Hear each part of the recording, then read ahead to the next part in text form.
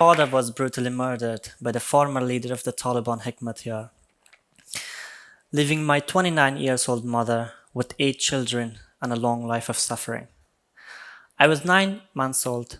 I was 6 months old back then, and we lived in a small village called Babaku, north of Afghanistan. Back then, it was very common to hear children say that they have lost their father or mother or both in the war. But very few people cared deeply to wonder what it truly meant for a child to lose a parent.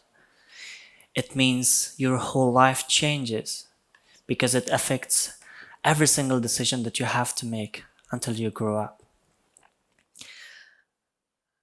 Luckily, I had a mother who didn't marry after my father died, thinking that no other man would take care of her children as his own.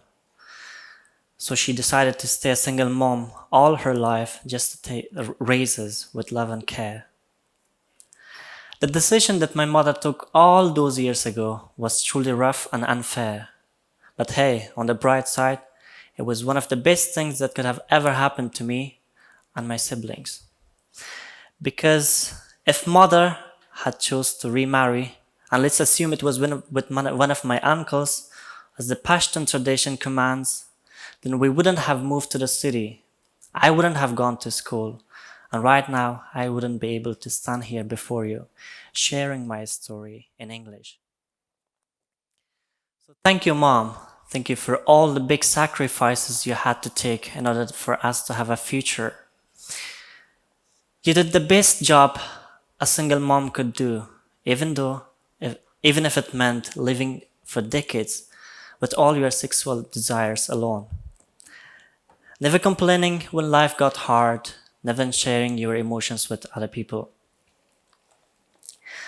Like so many other fatherless Afghan children, I faced countless challenges while growing up. Hunger, poverty, forced displacement, sickness, and the list goes on. But on top of that, I was diagnosed with a disease called dysarthria. In simple words, I couldn't pronounce words properly, for which I was bullied both by other children and by adults. For most children, few things are more difficult than having to go to bed at night with an empty stomach and spending the whole night crying. But for me, what hurt more than sleeplessness and hunger was how people made fun of me whenever I tried to pronounce the word hi, which in my language means salam. I used to say shalom, shalom. It felt terrible whenever I opened my mouth and say the wrong word. I still remember the sweat of humiliation on my forehead. I hated myself for that. When I was 7 years old, we had to move to another village, far away from the previous village. A small community called Under the Hill. Mother never told me the exact reason for the sudden move, and I never dared to ask her more than once, because as a child, you never wanted to be curious and naughty, or else nobody would love you. And the scary witches who came at night and tortured children to death would come and take you. I was 7 years old. Of course I was curious, and sometimes even naughty. But I also wanted my mother to love me, and I was scared of these imaginary witches. Even though I never totally understood as a child what it truly meant to be loved. There, in the new place, we started a new life. We lived in an abandoned house and cultivated opium and cotton for a living. A year passed and things finally started to change for good. I was happy in the new place, and so was my mother and my other siblings. And for the first time in my young life, I had made 2 friends, twin brothers who lived next door and went to the community school. Almost every evening, after the twins were back from school, me and my older brother played hide and seek with them at the end of the narrow street where we lived, and shared embarrassing stories about our cousins wetting their beds at night. We would all try to be cool like the older and crueler children who lived in the bigger house in the community with huge walls. Children whose fathers owned the farms where we worked. Children who always wore new clothes and shoes. Who never had to suffer a single night of hunger because they always had stashed food and money, just in case. Those same children who only looked at us when they wanted to humiliate and make fun of us. But they never wanted to play with us or accept us as their part of community. Why? Well, first of all, because we were the freaks and outcasts with old clothes and shoes who lived in their shadows and ate only when their fathers wanted us to eat, when they gave us a job. And secondly, because we were the only Pashtun families living in a Hazara community.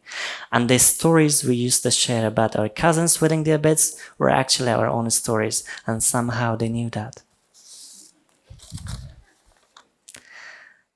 Despite the bullying and the hardships, life was kind of okay in the new place.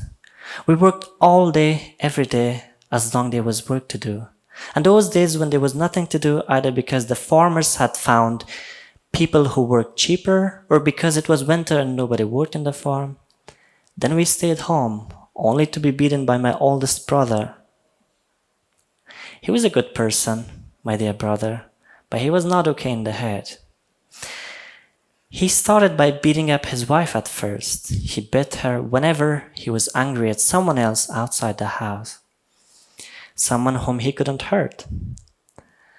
Or when he was out of money and couldn't buy opium because he was an addict. But he didn't stop there. Soon he began by beating me and my siblings. And when mother tried to stand in his ways, he beat her too. "It's okay, he's just in pain," said mother. And so it went on, never to stop. Not even when my sisters bled and my mother screamed in pain. He only stopped when he was tired, and he never apologized for what they did to us. Not even when he died. I thought I knew why I wet my bed, because mother had told me that all small children do that. "But why do my older sisters do that, Mom?" I used to say. But she never answered. And it wasn't until I was old enough to understand myself that it was because of the nightmares that we had after being beaten up by him that we wetted our beds. One day, late in the winter, a flood came and took all the farms and half of the bigger houses from the community, making a huge creek in the middle of the village, which separated the farmers from the workers. I never got to know where the flood took all the farms and houses and animals. But I still remember the swimming horses, the chickens, and the people in the dark water, screaming for help as they were being drowned.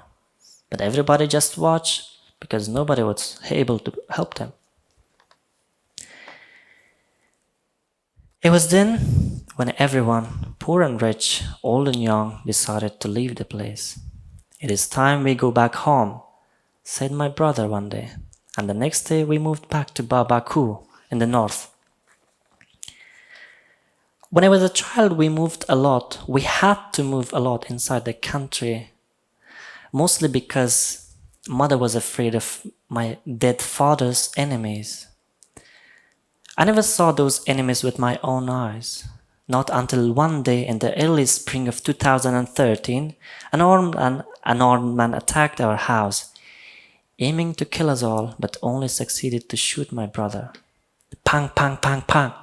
He shot him repeatedly in the chest, in the stomach, in the hand, and in the leg. And I was standing there by the gate, watching him. I remember how my voice was shaken as I screamed my brother's name when I saw him fall on the ground, just by the gates, some meters from me. The armed man, the shooter, ran away, and me, mother, and my older sisters ran towards my poor brother.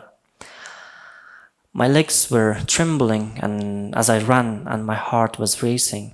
I was in total shock. Never before had I seen someone get shot in front of my eyes. I had only seen it on TV. And it was at that moment when I arrived at my poor brother's lifeless body that I said my very first proper sentence. I was 14 and was shivering from fear. "Please don't die, dear brother," I said. And I remember it was the very first time I called her dear brother, even though he had done terrible things to me. And after that day, my tongue didn't fail to say another wrong word. My name is Faiaz. I'm a refugee from Afghanistan, and that was just a tiny paragraph from the book of my life. Thank you for listening.